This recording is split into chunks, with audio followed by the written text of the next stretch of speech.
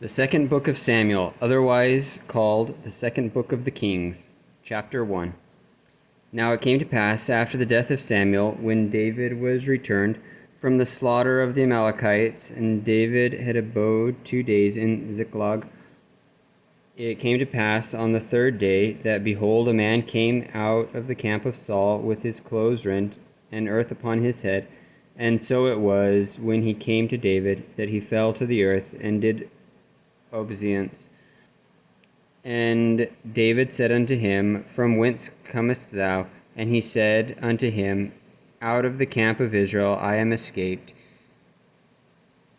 And David said unto him, How went the matter? I pray thee, tell me. And he answered, That the people are fled from the battle, and many of the people are fallen and dead, and Saul and Jonathan his son are dead also. And David said unto the young man that told him, How knowest thou that Saul and Jonathan his son be dead?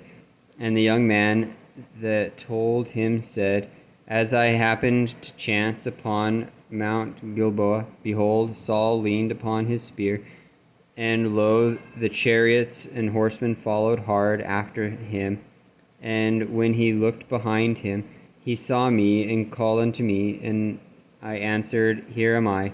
And he said unto me, Who art thou? And I answered him, I am an Amalekite.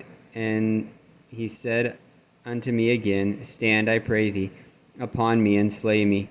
For anguish is come upon me, because my life is yet whole in me.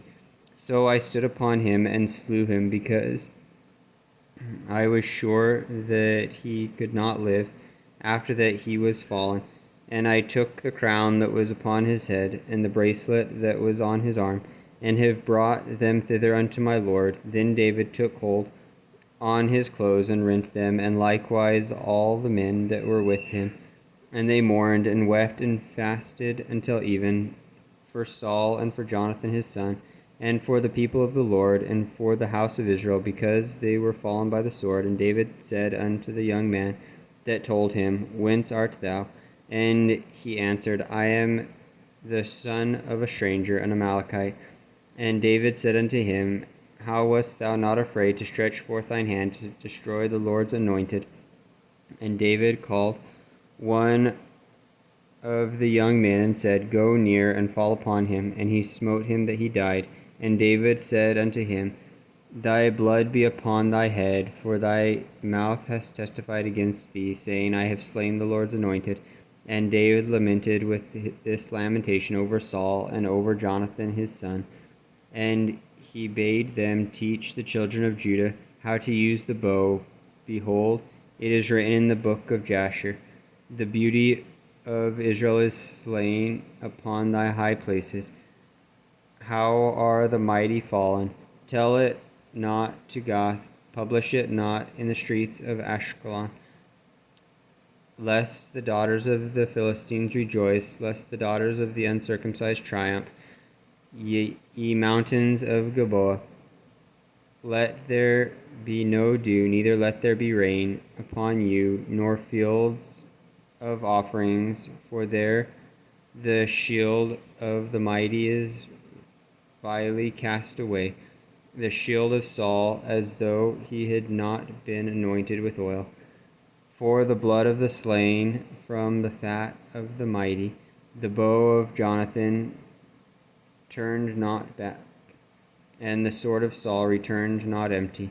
Saul and Jonathan were lovely and pleasant in their lives, and in their death they were not divided.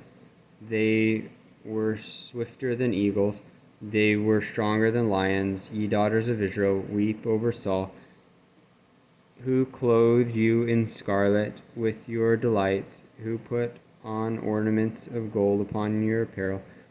How are the mighty fallen in the midst of the battle? O Jonathan, thou wast slain in thine high places. I am distressed for thee, my brother Jonathan. Very pleasant hast thou been unto me. Thy love to me was wonderful, passing the love of women. How are the mighty fallen, and the weapons of war perished?